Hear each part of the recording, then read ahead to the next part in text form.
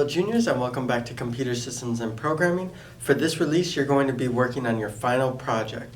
So for those of you that I met at Spring Conference, you can just go ahead and start working on your project. They're all approved. If you have to go back and update your pseudocode or your objective and algorithm per what we talked about, you can go ahead and do that, and I'll regrade that. If you have any questions along the way, please email me and I'll either send you a short description of how you can fix it. Otherwise, I'll go through it in the live stream, which will be a lot easier because you'll get to see it live or in a video kind of written out for you. For those of you who I didn't meet at Spring Conference, I will be getting in contact with you to set up a meeting where we can go over your final project idea and we can solidify it so that you have a really good idea of what you're going into and how you're going to complete it. Now, I also wanted to go over your requirements for your final project. So there's a couple of requirements that we have. They're pretty broad so that you can do any topic of programming.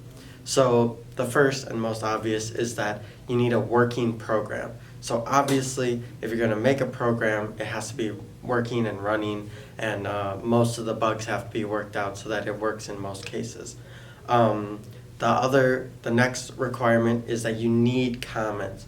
So on your function that you have to make, you need to put a comment that says, hey, this is what this function does, or this is what this group of code does, and kind of explain what it's for, what it brings in, so what are its parameters, what does it return, and then overall just what it's doing. The next requirement is you need at least one function. So I mentioned that earlier. You need to have one function in your whole program. It can be a simple function or it can be a complex function, but at the end of the day, it just needs to have a couple parameters, do something with those parameters, and then return something. If you can't have it return something, like it's manipulating a variable outside of the function, that's fine too, but just make sure that it's bringing in some data, doing something with that information, and then returning.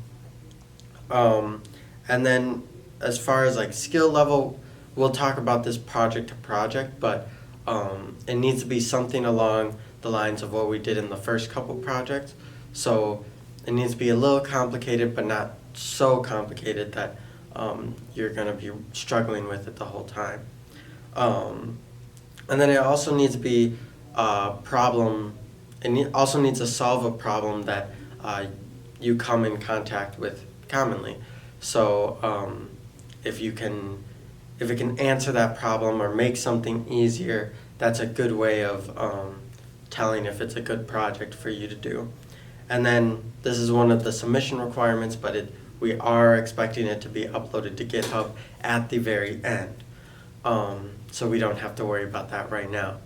For right now, though, for this Release 10 submission, you need to work on your final project, get something done. There will be no submission, so there's nothing to submit. I just want you to work on your final project and get as far as you can. But I do want you to reach out to me if you have any questions at all. If you have any questions about any simple thing from syntax to how do I create like this complex equation in Python, just let me know and I can try to talk you through it. That's all I have for you today, juniors, and I'll see you later.